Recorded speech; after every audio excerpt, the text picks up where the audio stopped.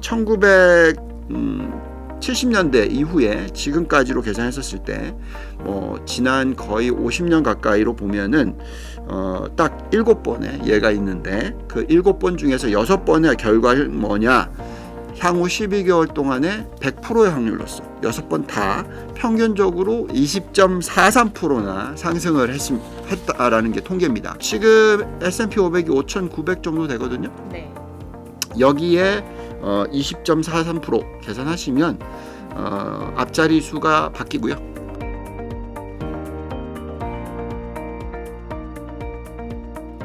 월가워즈 구독자 여러분 안녕하세요. 자, 오늘 드디어 많은 분들께서 기다리셨던 그분을 드디어 모셨습니다. 유안타증권의 글로벌 자산 배분 유동원 본부장님 나오셨습니다. 안녕하세요. 안녕하십니까. 네, 지금 이렇게 저희가 괜히 반기는 게 아니라 저희 채널 댓글에서 정말 많은 분들께서 간곡히 본부장님을 기다리셨거든요. 네. 그 이유가 이제 저희 이전에 촬영했던 게 2달 전 3월 중순쯤이었는데 그때 상중하고 증시를 전망해 주셨어요. 네. 그리고 나서 4월에 관세 때문에 크게 흔들림이 있고 지금 다시 빠르게 반등하면서 본부장님 뷰대로 흘러가는 분위기란 말이죠. 네. 자, 그래서 오늘은 이제 6월을 앞두고 지금 시장에 대한 본부장님의 진단과 하반기 전망까지 들어보도록 하겠습니다. 네.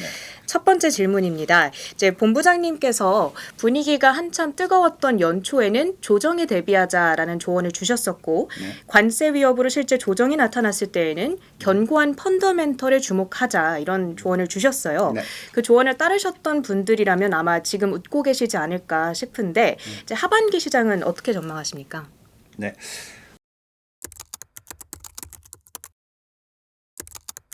우선 전망을 하기 전에 시장이 어떻게 흘러왔는지에 대해서 좀 보고 얘기를 좀 시작해 보겠습니다. 네.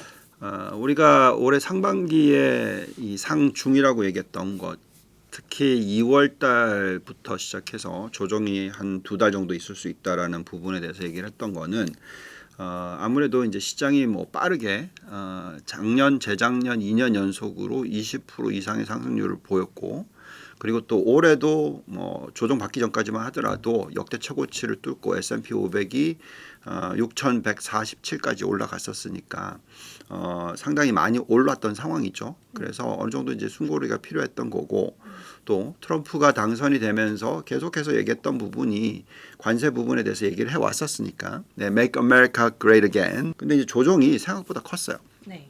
우리는 한 10% 정도 S&P 500 기준, 나스닥으로는 뭐 한 15% 정도 기준의 하락률이 있을 거라고 예측을 했었는데 그거의 2배였습니다. 예, 이렇게 하락이 컸던 이유를 좀 제대로 들여다보면 결국 미국의 관세, 말도 안 되는 숫자들을 경험을 했기 때문에 2배 이상의 조정을 가지고 왔다라고 보시면 되겠고, 차트를 보시면 아시겠지만 경기 침체가 일어날 확률, 즉 금리를 처음으로 내리기 시작한 작년 9월 18일 이후에 계속해서 경기가 침체가 안 일어날 거라고 예측을 하면서 녹색 선을 따라가다가 갑자기 금리를 너무 많이 올려야 된다, 뭐 이런 것까지 걱정을 하게 되다 보니까 경기 침체가 오는 게 아니냐라는 두려움이 더해지면서 여기 보시면 이제 하늘색 선, 이걸 이제 쫓아가는 모습이 나왔다라는 겁니다.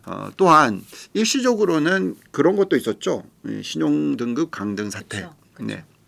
그래서 경기 침체뿐만이 아니라 뭐 신용 등급 강등이 되면은 재정 정책을 제대로 쓰지 못하니까 부양책을 못 쓰고 안 그래도 안 좋은 시장이 정말 더 안 좋아지는 게 아니냐 이런 걱정을 하실 수도 있었습니다. 근데 보시면은 무디스가 신용 등급을 트리플 A에서 AA1으로 강등 한 단계 강등을 하고 난 이후에 시장의 흐름은 사실 좀 빠르게 반등을 하고 보합으로 마감을 했어요. 실질적으로 시장에 미치는 영향은 그렇게 크지 않았다라는 걸 말씀드릴 수 있을 것 같습니다. 자, 그러면 이렇게 이 펀더멘털적으로 뭔가가 있기 때문에 이런 반등이 일어난다라는 거죠. 상반기가 지금 연초 대비해서 거의 보합 수준이거든요. 상중은 이미 이제 만들어진 것 같고, 네. 그러면 이제 우리가 예측하는 하고일 것이냐? 네, 우리는 계속해서 그것을 예측하고 있고 그렇게 말씀을 드리고 있습니다. 자, 연말까지 미국 증시가 올라갈 수 있다라는 이유는 결국 펀더멘털이라고 얘기했죠. 그 펀더멘탈은 이익 증가율이 어떻게 되느냐. 지금 판단하기에 S&P 500의 이익 증가율이 시장의 컨센서스가 9%라고 예측하고 있어요. 그러면 그 정도의 상승은 보여줄 수 있다라고 생각이 들고요.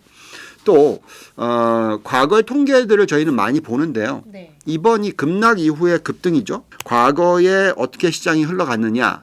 1970년대 이후에 지금까지로 계산했었을 때 뭐 지난 거의 50년 가까이로 보면은 딱 7번의 예가 있는데 그 7번 중에서 6번의 결과는 뭐냐? 6번 다 향후 12개월 동안에 100%의 확률로서 6번 다 평균적으로 20.43%나 상승을 했다라는 게 통계입니다. 그렇다면 지금 S&P 500이 5,900 정도 되거든요. 네. 여기에 20.43% 계산하시면 앞자리 수가 바뀌고요. 7,000이 나오고 얼마나 상승? 그러면 7,100 이상의 수치가 나올 수 있다. 그게 이제 향후 12개월이니까 내년 5월 말까지 정도로 요 정도의 그 과거의 평균을 말씀을 드릴 수 있을 것 같습니다.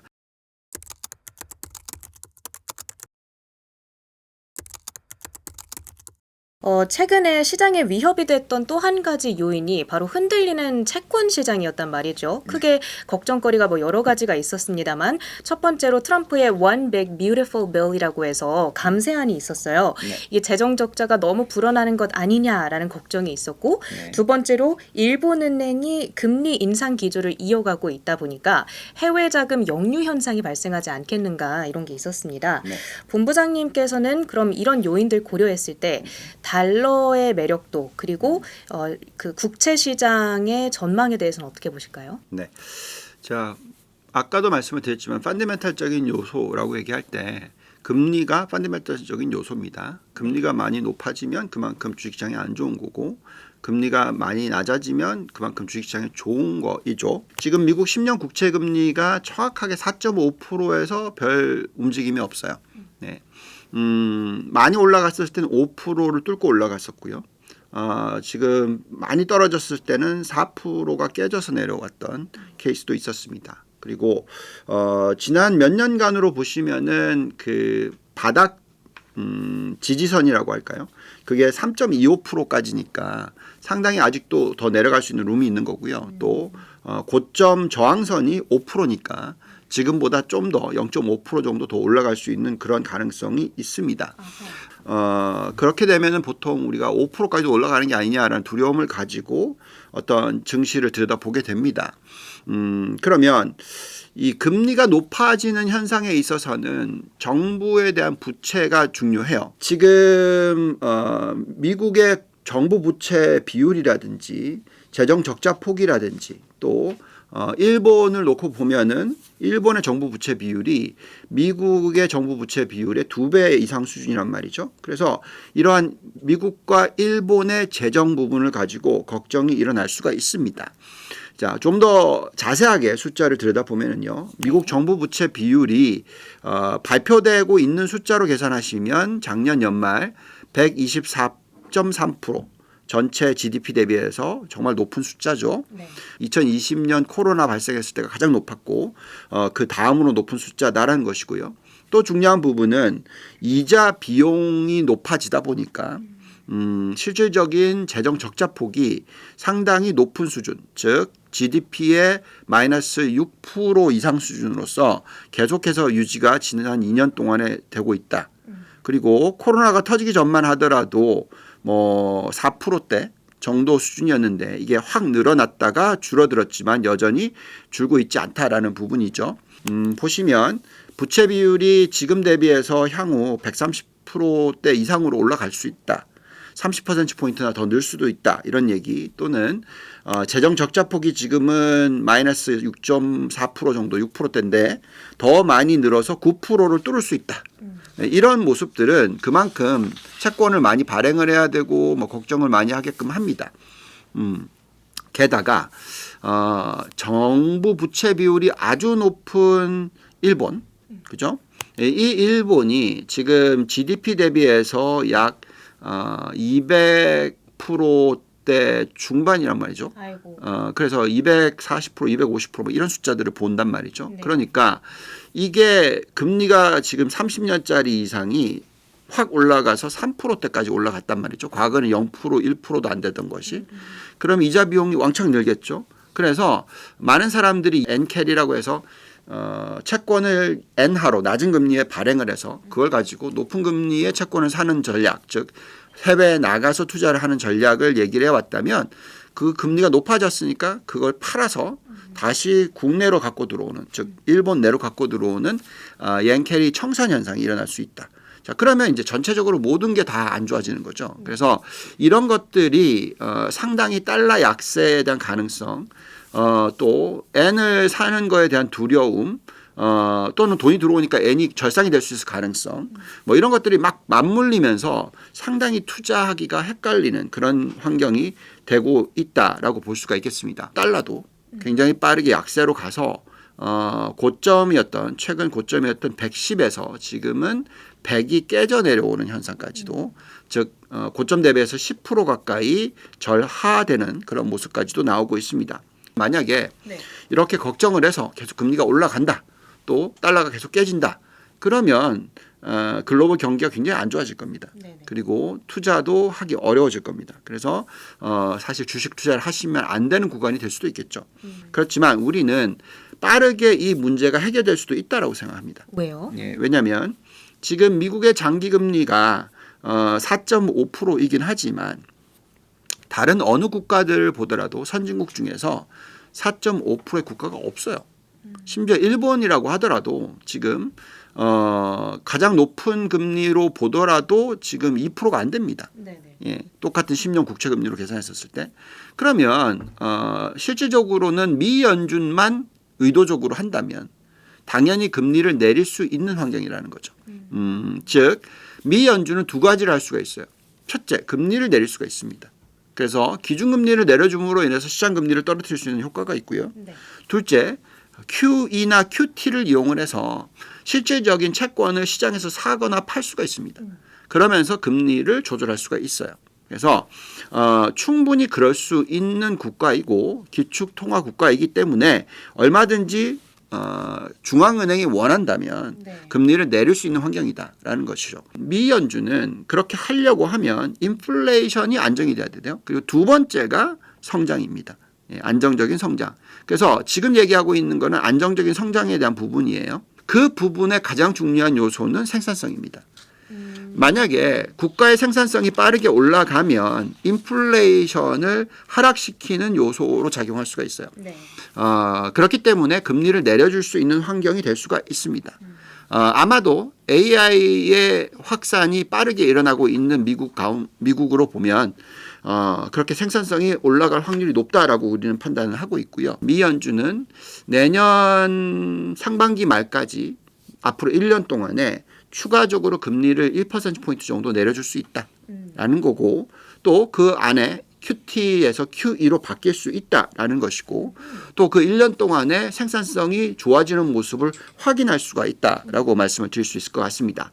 또 일본의 입장에서도 금리가 지금 3%대로 올라갔다 하지만 일본의 일드 커브를 보고 있으면 굉장히 안정적인 모습이란 말이죠.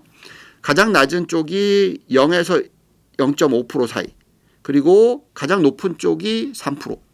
그러면 이게 쭉 곡선을 그려보면은 평균적으로 10년 미만 금리로 계산하면 1.5%밖에 안 돼요. 그럼 미국이 얼마라고요? 4.5. 네. 일본은 1.5. 요거는 우리가 걱정하고 있는 옌 캐리가 청산이 될 가능성은 낮죠. 실질적으로 일본이 지금 높은 부채 비율을 가지고 있고 금리가 올라가긴 했지만 일본의 펀더멘탈이 큰 위기는 아니다라는 것이죠. 또한 지금 일본의 GDP 성장률 자체가 이렇게 정부 부채 비율이 높은데도 불구하고 정부 부채가 줄어들면서도 여전히 성장률이 회복하고 있다. 예, GDP 성장률이 지금 1.6% 이상으로 올라가고 있다라는 것은 그만큼 기업하기 좋은 환경이다라는 겁니다. 일본의 기업들의 소비 시장이 좋다라는 것, 또 일본의 기업들의 이익이 좋다라는 것. 즉 ROE가 11%, 13% 이렇게 올라가고 이익 증가율이 7%, 13% 이렇게 올라가고 금리가 올라감에도 불구하고 이런 환경이 이루어진다면 제가 볼 때는 앞으로 미국의 금리도 마찬가지로 10년 국채 금리도 방향성을 보면 아마도 별 변화가 없을 것 같다. 아하. 지금 4.5% 수준에서 오히려 떨어졌으면 떨어졌지 네네. 막 올라가는 모습은 안 나올 것 같다라는 거고요. 또한 달러 지수도 지금 미국 정부 부채 비율이 높잖아요. 그래서 달러가 약해지면 부채가 더 커지는 거죠, 사실. 네네. 예, 전 세계로 보면. 그렇기 때문에 달러의 무한 약세를 원하지 않습니다. 예, 오히려 이 100 수준에서 큰 변화가 없지 않을까라고 생각을 하고 있고요. 여러 가지 걱정스러운 요소는 있으나 실질적으로 기축통화인 국가의 미 연준의 행보를 보시면 향후 1년 동안에 시장에 불이익적인 요소가 아니다. 그래서 안정적인 달러와 안정적인 금리 시대가 앞으로 1년, 2년은 나올 수 있다라고 말씀을 드리겠습니다.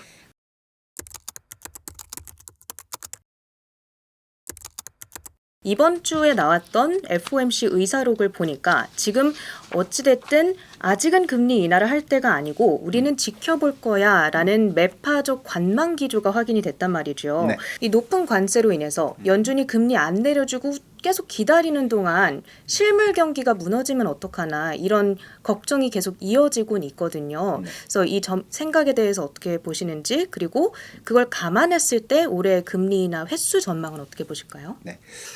자, 그 관세의 요소를 싹 빼버리면 네. 지금 미 연준은 또 늦었어요. 아하. 금리를 내려줘야 됩니다. 무슨 얘기냐면 지금까지 나오고 있는 CPI 숫자를 보시면 지난 4월이 2.3%예요. 네. 그리고 근원 CPI가 2.8%입니다. 근데 지금 기준금리가 얼마라고요? 예, 4.5.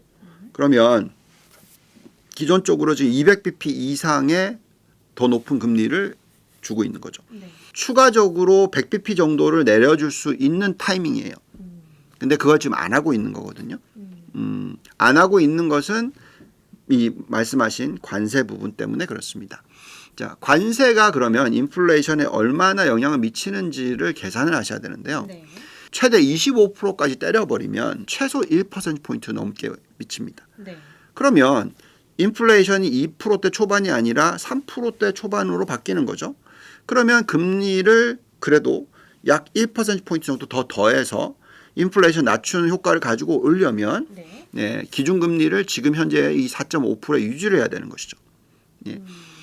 근데 앞으로 1년이 지나는 과정에서 관세율이 최고 올라가 봐야 10% 정도까지만 올라간다라고 계산을 하시면 실질적으로 인플레이션에 미치는 영향은 0.3에서 0.4%포인트밖에 안 됩니다. 네.